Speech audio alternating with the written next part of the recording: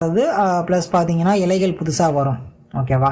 இந்த பிரச்சனை வந்துச்சு அப்படின்னா புது இலைகள் வராது, வேறு புதுசாக ஓடாது, ஒளிச்சேர்க்கை ஏற்படாது. முக்கியமான விஷயம், ஒளிச்சேர்க்கை நடைபெறல அப்படின்னா எந்த ஒரு ஆக்டிவிட்டீஸும் ஏற்படாது. ஒளிச்சேர்க்கை நடாத டிரான்ஸ்பரண்ட், அதாவது பார்த்தீங்கன்னா ஒரு இடத்துலேருந்து ஒரு இடத்துக்கு வந்து சத்துக்களை கடத்தக்கூடியது, இது மாதிரியான விஷயங்கள் நடக்காது.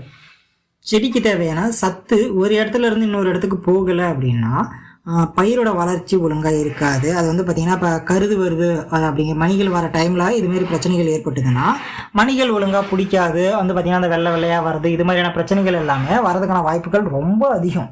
ஓகேவா? இதை நம்ம எப்படி வந்து பார்த்திங்கன்னா தடுக்கிறது இல்லை கண்ட்ரோல் பண்ணுறது அப்படின்னு சொல்லி பார்க்கணும்.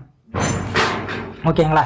இதை தடுக்கிறதுக்கு கண்ட்ரோல் பண்ணுறதுக்கு அப்படின்னு சொல்லி பொதுவாக எல்லாருமே சொல்கிறக்கூடிய ஒரு விஷயம்னா காப்பர் சல்ஃபேட்டை பயன்படுத்துங்க அப்படின்னு சொல்லுவாங்க. அதுக்கு முன்னாடி நான் இன்னொரு விஷயம் சொல்கிறேன். இது வந்து நம்ம வயல்களில் வந்ததுக்கப்புறம் கண்ட்ரோல் பண்ணுறது அப்படிங்கிறது ஒரு பக்கம் இருக்கட்டும். அதற்கு முன்னாடியே இதை எப்படி நம்ம கண்ட்ரோல் பண்ணலாம்